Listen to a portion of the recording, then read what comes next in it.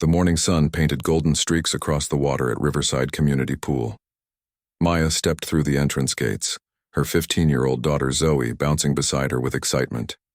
After weeks of city council meetings, budget reviews, and community events, Maya had finally carved out this Saturday morning for what mattered most, spending time with her daughter. "Mom, can you believe how amazing this place looks now?" Zoe asked, her eyes wide as she took in the renovated facility. The pool sparkled under the summer sun, surrounded by new deck chairs and colorful umbrellas. Palm trees swayed gently in the breeze, and the sound of children laughing filled the air. Maya smiled, remembering the countless hours she had spent fighting for this renovation. 2 years ago, this pool had been a crumbling eyesore with broken tiles, rusty equipment, and a filtration system that barely worked. The city council had wanted to shut it down completely, claiming it was too expensive to fix. But Maya had seen something different. She had seen potential. "It's exactly what I hoped it would be," Maya replied, adjusting her beach bag on her shoulder. Inside, she had packed sandwiches, fruit, and the mystery novel she had been trying to finish for 3 months. Today was about being a mom, not a mayor. The pool area buzzed with activity, families spread out on colorful towels. Kids splashed in the shallow end and teenagers lounged in groups near the diving board. Maya noticed the diversity that made her heart swell with pride. There were families of all backgrounds enjoying the space, together, exactly what she had envisioned. When she pushed for the sliding scale membership, fees and improved accessibility features. "There's my friend Kelly." Zoe pointed toward a group of teenagers near the deep end. "Can I go say hi?" "Of course, honey. I'll set up over there by those chairs." Maya pointed to a quiet spot with a good view of the pool. She wanted to keep an eye on Zoe while still being able to relax. As they walked toward their spot, Maya noticed how well-maintained everything looked. The new safety equipment gleamed in the sun. The pool deck was spotless, and the landscaping added a touch of paradise to their small city. The renovation had cost the city nearly $2 million, but seeing families enjoy the space made every budget battle worth it. Maya spread her towel on a lounge chair and pulled out her book. Around her, she could hear conversations in English and Spanish, the delighted shrieks of children learning to swim, and the gentle splash of swimmers doing laps in the designated lanes. This was community at its best. "Go have fun, sweetheart," she told Zoe, who was already pulling off her cover-up to reveal a bright blue swimsuit. "I'll be right here reading." Zoe gave her a quick hug before running off to join her friends. Maya watched her daughter dive gracefully into the water, her heart full of the simple joy of watching Zoe be a carefree teenager. These moments were precious, especially with Maya's demanding schedule as mayor. Maya had been serving as mayor for 3 years now, winning her election by the largest margin in the city's history. She had run on a platform of community revitalization, improved public services, and bringing people together across racial and economic lines. The pool renovation had been one of her signature projects, along with the new community center and the downtown business district improvements. But today, none of that mattered. Today, she was just a mom enjoying a beautiful Saturday morning with her daughter. She opened her book and tried to find where she had left off. The mystery novel had been recommended by her book club, though she rarely had time to attend their meetings anymore. Being mayor meant sacrificing many of the simple pleasures she used to enjoy. That's why days like this were so important. About 20 minutes into her reading, Maya noticed a family arriving near the pool entrance. A man in expensive swim trunks was pointing at various spots around the pool while talking to his wife and 2 young children. He had the confident bearing of someone used to being in charge, and his voice carried across the water even though Maya couldn't make out the words. The man's wife nodded along with whatever he was saying, occasionally glancing around the pool area with what looked like concern. Their children, a boy and a girl who appeared to be around 8 and 10 years old, seemed more interested in getting into the water than listening to their father's commentary. Maya turned back to her book, but found herself glancing up occasionally to check on Zoe. Her daughter was having a great time with her friends, playing a game that involved diving for pool toys. The joy on Zoe's face reminded Maya why she worked so hard to create opportunities like this for all the children in their community. The pool had become busier as the morning progressed. More families arrived, claiming spots on the deck and in the water. Maya loved seeing the space being used exactly as intended, as a place where everyone could come together and enjoy themselves. A group of elderly men had started a water aerobics class in the shallow end, their instructor calling out exercises with infectious enthusiasm. Young parents watched their toddlers splash in the kiddie pool while older children showed off their diving skills. Teenagers clustered in groups, alternating between swimming and sunbathing while discussing whatever drama was happening in their social circles. This was the vision Maya had fought for in those heated city council meetings. She remembered one particularly difficult session where several council members had questioned whether the renovation was worth the cost. They had suggested that people could drive to the county pool 15 miles away if they wanted to swim.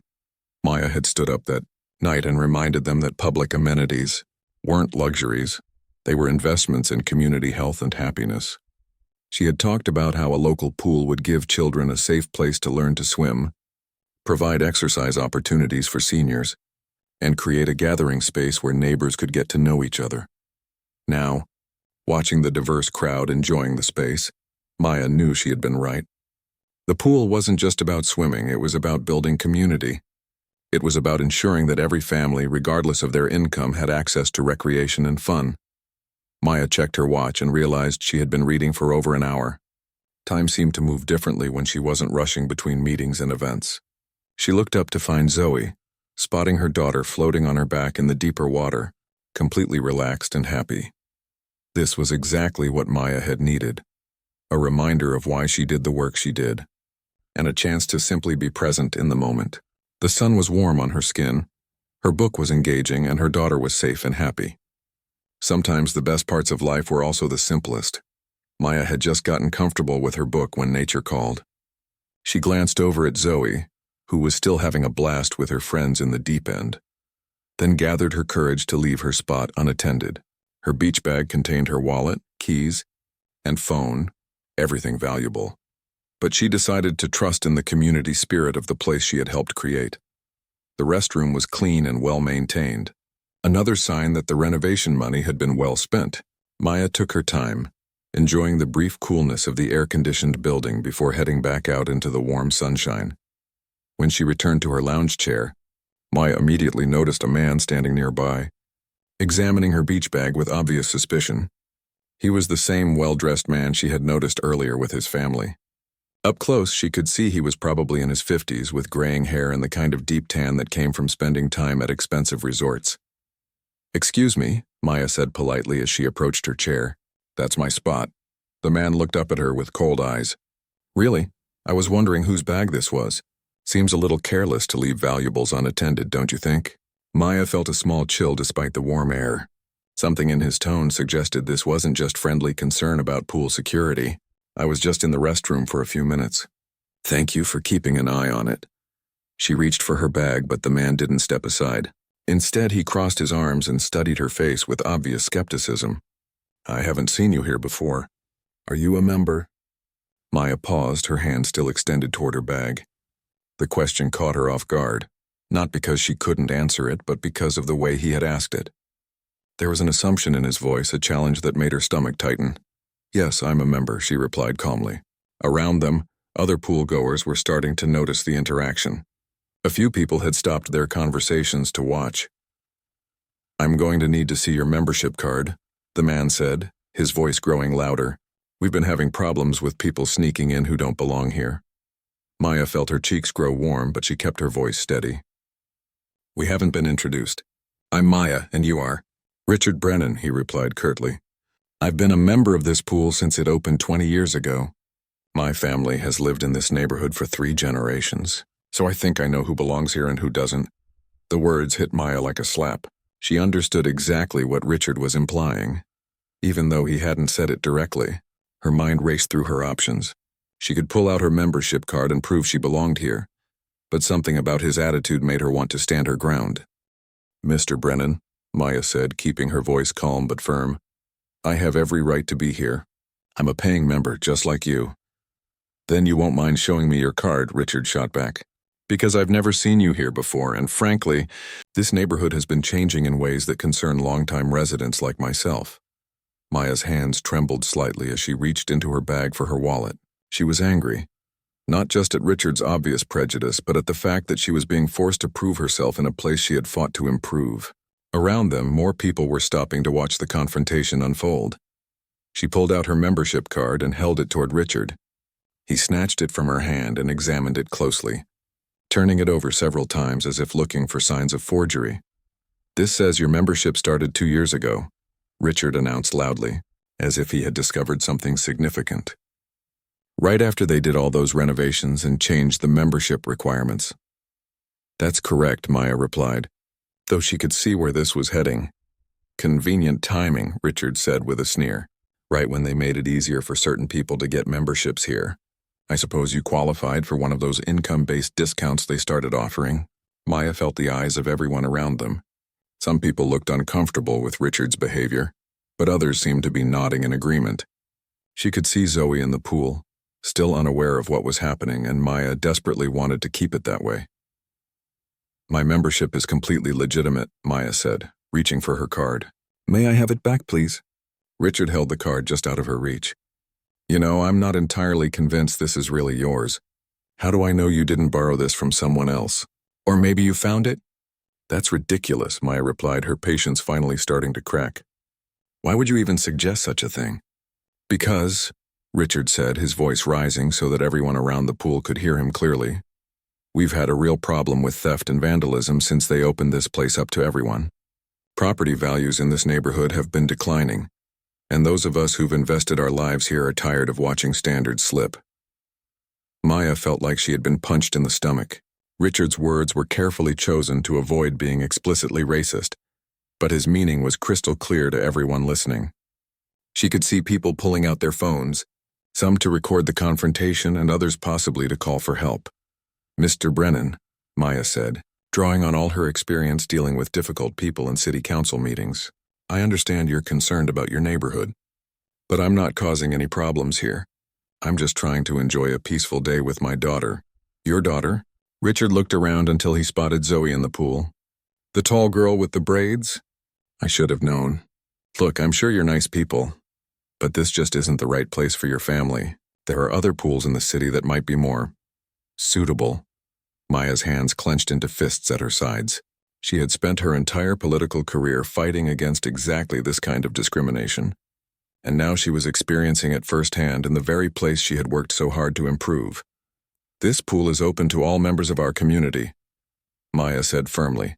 "I have as much right to be here as anyone else." "We'll see about that," Richard replied. He pulled out his phone and started dialing. "I'm calling pool security.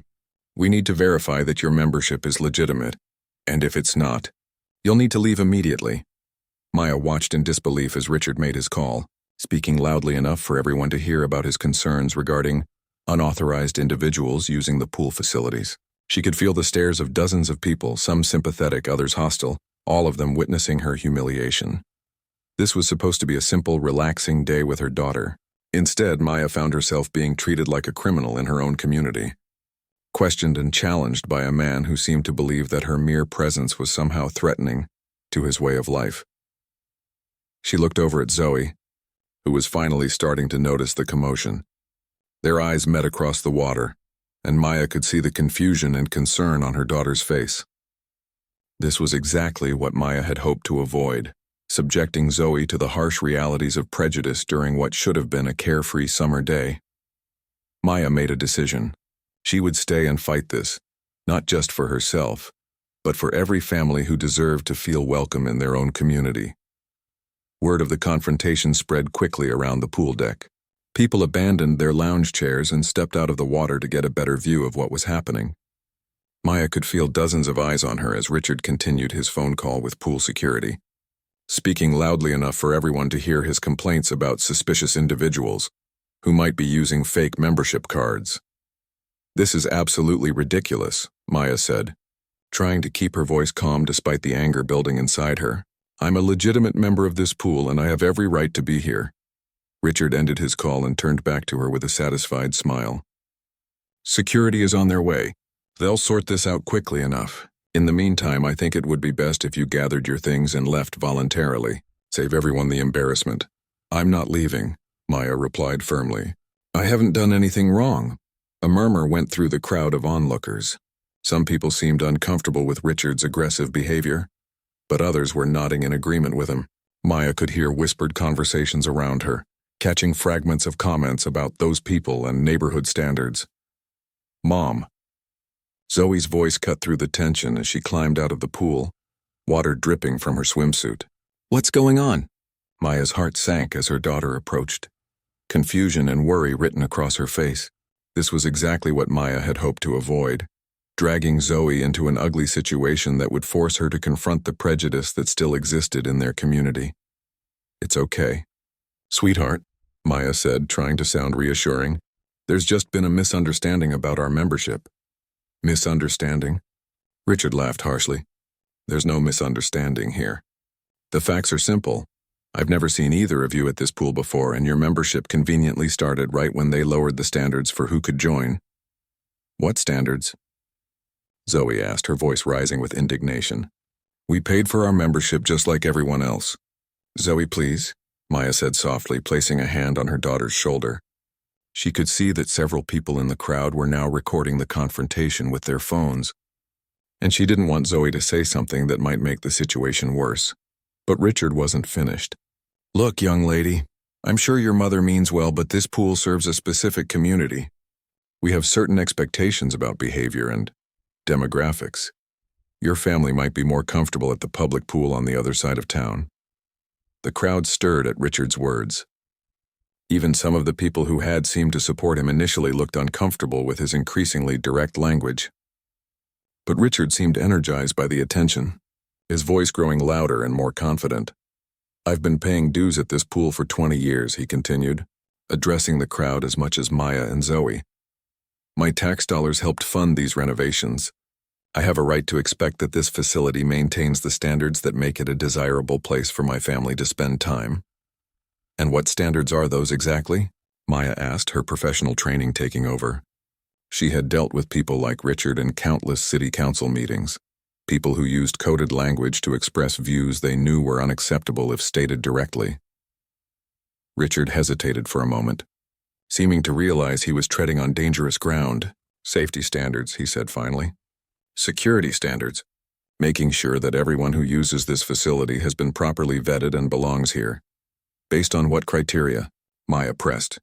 Our membership cards are valid. We're following all the pool rules. What exactly makes you think we don't belong here? The crowd was completely silent now, waiting for Richard's answer. Maya could see that some people were beginning to look uncomfortable with the direction of the confrontation. A few parents had started gathering their children and moving away from the area. It's not about any one thing, Richard said, clearly struggling to find words that wouldn't make his prejudice too obvious. It's about the overall atmosphere, the kind of people who used to come here versus the kind who come here now. There's been a definite decline in the quality of the experience. A decline in quality? Zoe spoke up again, her teenage sense of justice overriding her mother's attempts to keep her quiet. What does that even mean? The pool is cleaner than it's ever been. The facilities are brand new. What's declined? Richard's face reddened with anger. Don't get smart with me, young lady. I'm trying to be polite here, but the fact is that certain types of people bring certain types of problems. Higher crime rates, lower property values, noise complaints. It's just statistics. Maya felt like she had been slapped. Richard had just confirmed what she had suspected from the beginning. This confrontation wasn't really about membership cards or pool rules. It was about race, pure and simple. That's enough, Maya said, her voice shaking with controlled anger. You're making assumptions about my family based on nothing but prejudice and stereotypes. I'm making observations based on facts and experience, Richard shot back. And my experience tells me that this neighborhood was a lot safer and more pleasant before they started letting just anyone join this pool. The crowd was buzzing now, with heated conversations breaking out among the onlookers. Some people were clearly supporting Richard's position, while others seemed appalled by his behavior. Maya could see that the situation was spiraling out of control. Two young lifeguards approached the group, looking nervous and uncertain. They were probably college students working summer jobs, and they clearly had no training for dealing with this kind of confrontation. Excuse me, one of them said hesitantly. We got a call about some kind of membership issue? Richard immediately turned to them with renewed confidence. Yes, thank you for coming. I've been trying to explain to these people that they need to leave. I don't believe their membership is legitimate. The lifeguards looked at Maya and Zoe, then back at Richard. Maya could see the uncertainty in their eyes. Richard was clearly a longtime member who spoke with authority, while Maya and Zoe were strangers to them. "Ma'am," the second lifeguard said to Maya, "could we see your membership card?"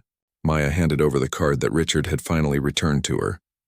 The lifeguards examined it carefully, comparing it to something on a tablet one of them was carrying. "This looks legitimate to me," the first lifeguard said after a moment. "It's an active membership in good standing." "That doesn't prove anything," Richard insisted. "She could have borrowed it from someone else, or bought it from someone. There are all kinds of ways to game the system." Maya felt a surge of hope as she saw some people in the crowd shaking their heads at Richard's latest accusation. His claims were becoming increasingly desperate and unreasonable. "Sir," the second lifeguard said to Richard, "if the membership card is valid and they're not breaking any pool rules, then there's really nothing we can do." "Nothing you can do?" Richard's voice rose to a near shout. "These people are clearly here under false pretenses. They're making other members uncomfortable. That has to count for something." Maya looked around at the crowd and realized that Richard was right about one thing. People were definitely uncomfortable. But it wasn't because of her presence. It was because of his behavior, his loud accusations, and his barely concealed racism that was making everyone feel awkward and embarrassed. "Mr. Brennan," Maya said quietly, "I think you've made your point. Why don't we just agree to enjoy the pool peacefully?" But Richard was too far down this path to back down now. He had made his stand in front of dozens of witnesses, and his pride wouldn't let him admit he was wrong. The tension around the pool had reached a breaking point. Richard stood with his arms crossed, glaring at Maya and Zoe, as if their very presence was a personal insult. The crowd of onlookers had grown larger, with people recording everything on their phones and whispering among themselves about what they were witnessing. Maya was gathering her courage to make one final attempt at reasoning with Richard when she heard a familiar voice calling her name from across the pool deck. "Mayor Johnson, what a wonderful surprise." Everyone turned to see a woman in her 40s approaching with a warm smile, followed by her husband and 2 young children. Maya's heart leaped with relief as she recognized Janet Torres, a longtime city council member and one of her strongest allies in local government. "Janet," Maya called back, grateful for the friendly face in what had become a hostile situation. "How nice to see you here."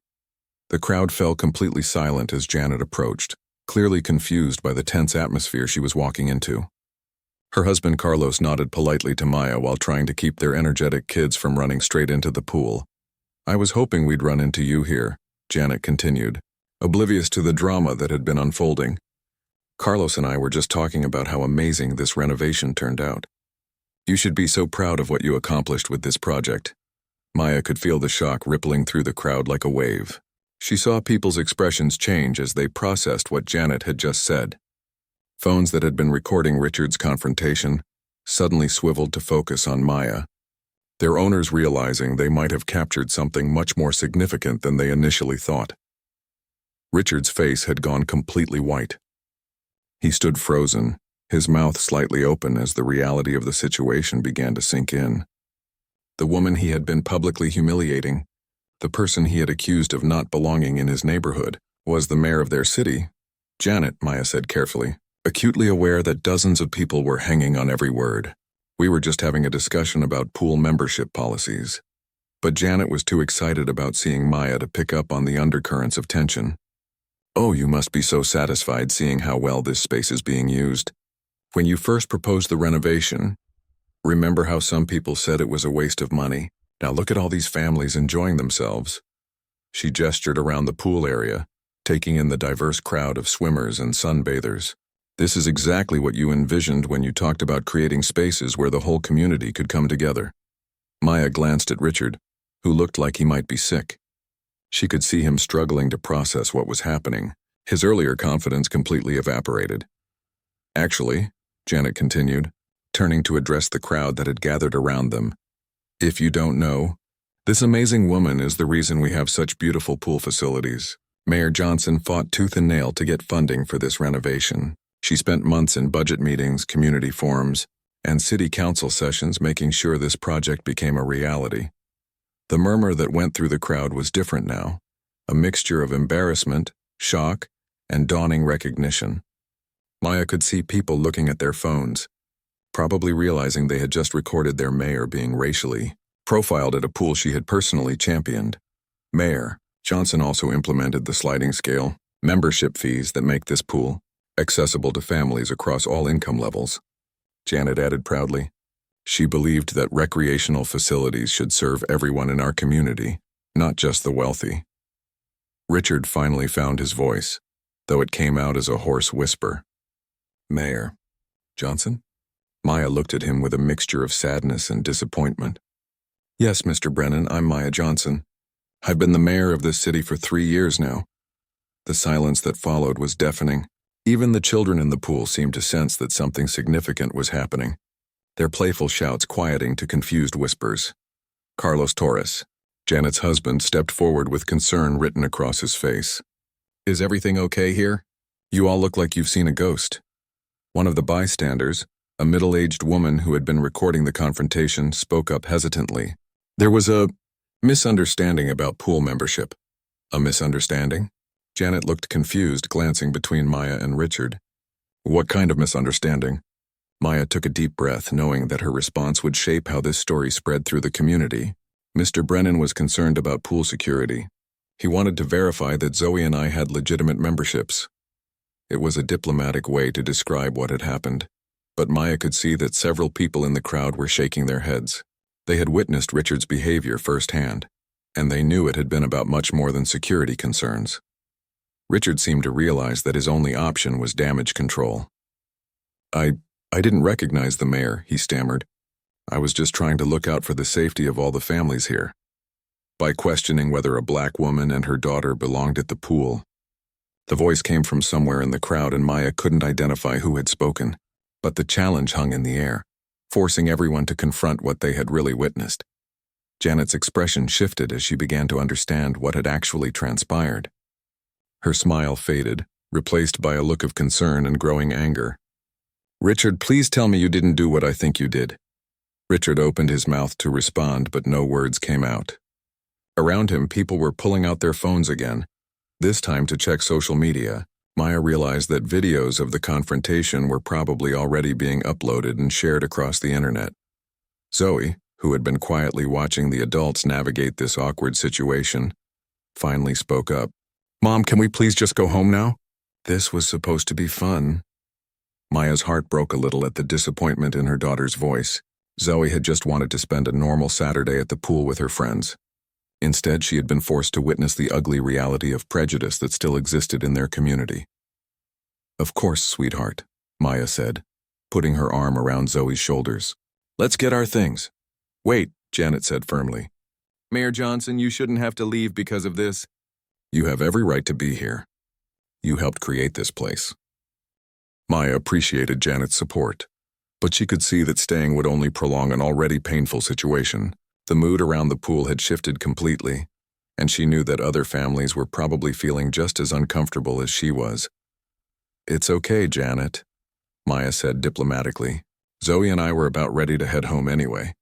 But as Maya began gathering her belongings, she could hear the buzz of conversation starting up around the pool. People were talking in hushed tones, sharing contact information to exchange videos, and debating what they had just witnessed. Richard stood alone now, abandoned by his own family who had quietly moved to the far side of the pool deck. His earlier supporters in the crowd were suddenly very interested in their phones or their children, unwilling to be associated with someone who had just publicly humiliated the mayor. Maya realized that while her peaceful day at the pool was over, the real consequences of this confrontation were just beginning. By Sunday evening, videos of the pool confrontation had been viewed over 2 million times across various social media platforms.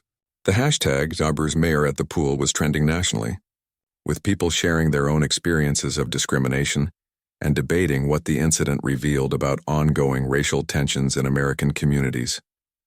Maya sat in her home office, scrolling through hundreds of messages of support that had poured in from around the country. Local news stations had picked up the story, and she had already fielded calls from 3 national news programs requesting interviews. What had started as a simple Saturday at the pool had become a defining moment for her community. Zoe knocked on the office door before poking her head inside. Mom, there's someone here to see you. Maya looked up, surprised. She wasn't expecting anyone, and after yesterday's events, she had been hoping for a quiet evening to process everything that had happened. "Who is it, honey?" "It's Mr. Brennan," Zoe said, her voice uncertain. "He says he needs to talk to you." Maya felt her stomach tighten. The last person she wanted to see right now was Richard Brennan. But as a public official, she knew she had a responsibility to hear what he had to say. "Ask him to wait in the living room," Maya said. "I'll be there in a minute." She found Richard sitting uncomfortably on the edge of her couch, looking like he had aged 10 years since yesterday. His confident demeanor had been replaced by obvious distress, and Maya could see dark circles under his eyes suggesting he hadn't slept much. "Mayor Johnson," he said, standing up quickly when she entered the room. "Thank you for seeing me. I know I don't deserve your time after what happened yesterday." Maya remained standing, keeping some distance between them. "What can I do for you, Mr. Brennan?"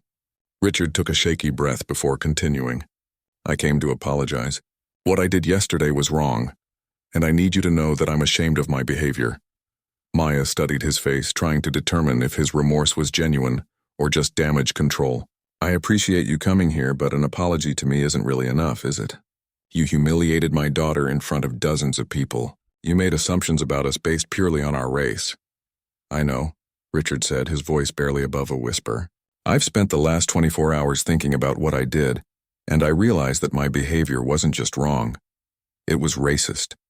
I can't pretend otherwise." The admission hung in the air between them.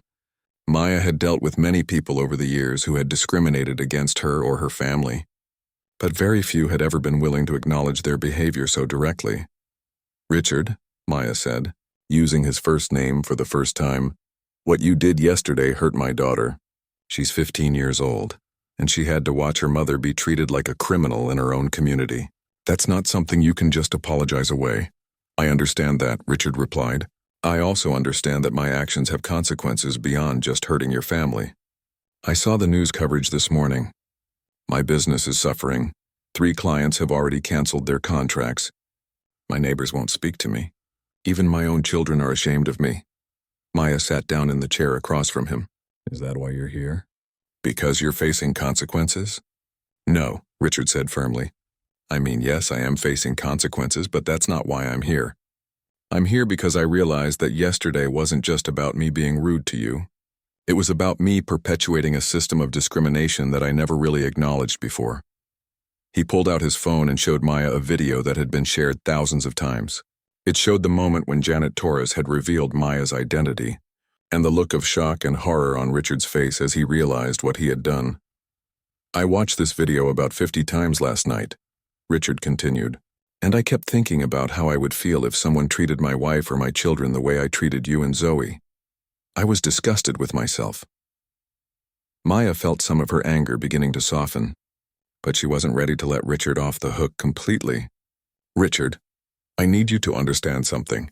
What happened yesterday wasn't an isolated incident for my family. Zoe and I face subtle and not so subtle discrimination regularly. You just happened to do it in front of a crowd with cameras."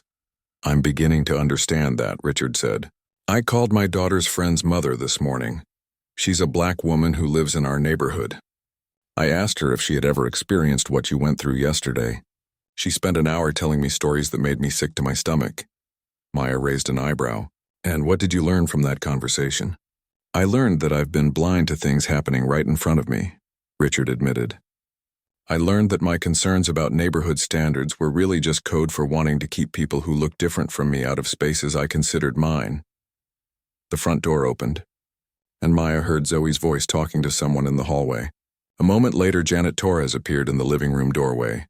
"I'm sorry to interrupt," Janet said, glancing between Maya and Richard with obvious concern. "I heard Richard was here and I wanted to make sure everything was okay." "It's fine, Janet," Maya said. "Richard came to apologize for yesterday." Janet looked skeptical. "Well, that's a start, I suppose. But Richard, you do realize that your behavior yesterday has created a serious problem for our entire community, right?" Richard nodded miserably. "I'm starting to understand the full scope of what I've done." "The mayor is getting calls from national media," Janet continued. "Our city is being portrayed as a place where black officials can't even enjoy public facilities without being harassed. That affects all of us." Maya could see that Richard was genuinely struggling with the weight of his actions. Janet, Richard, and I were just discussing what happened and what it means for our community moving forward. Moving forward is exactly what I wanted to talk about, Richard said, turning to face both women. I don't expect forgiveness for what I did, but I want to do something meaningful to address the harm I've caused. Like what? Janet asked, still skeptical. I've been thinking about that all night, Richard replied. I want to sponsor a series of community dialogues about race and inclusion. I want to bring in speakers, facilitate discussions, create spaces for people to share their experiences and learn from each other. Maya was surprised by the specificity of his proposal. That's a thoughtful idea, Richard. But it can't just be about making yourself feel better. If you're serious about this, it needs to be about genuine change. I understand, Richard said. I also want to make a significant donation to establish a scholarship fund for local students from underrepresented communities.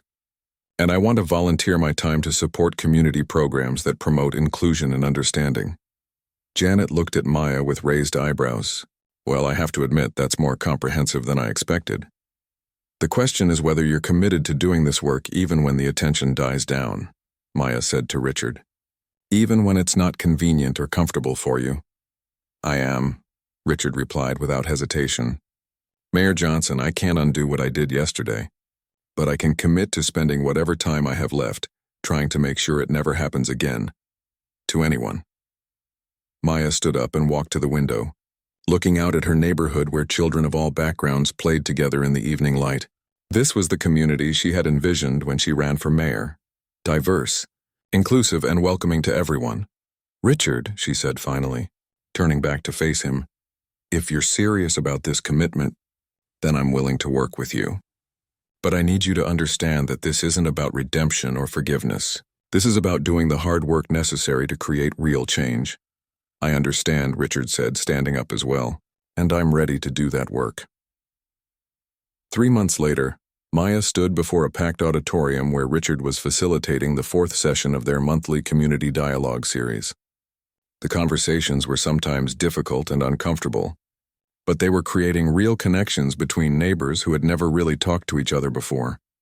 The pool incident had become a catalyst for broader change in their city. The scholarship fund Richard had established was already supporting 12 local students. Bias training programs had been implemented for all city employees and local business owners. Most importantly, the community was talking openly about issues that had been ignored for too long. Maya still felt the sting of that Saturday morning at the pool, and she knew Zoe did too. But she also knew that sometimes the most painful experiences could become the foundation for positive change. Their community was stronger now, more honest about its challenges and more committed to addressing them. As she watched Richard lead a discussion between a diverse group of residents about their shared hopes for the future, Maya felt cautiously optimistic. Change was possible, even when it started with conflict and pain. Sometimes the most important conversations began with the hardest moments.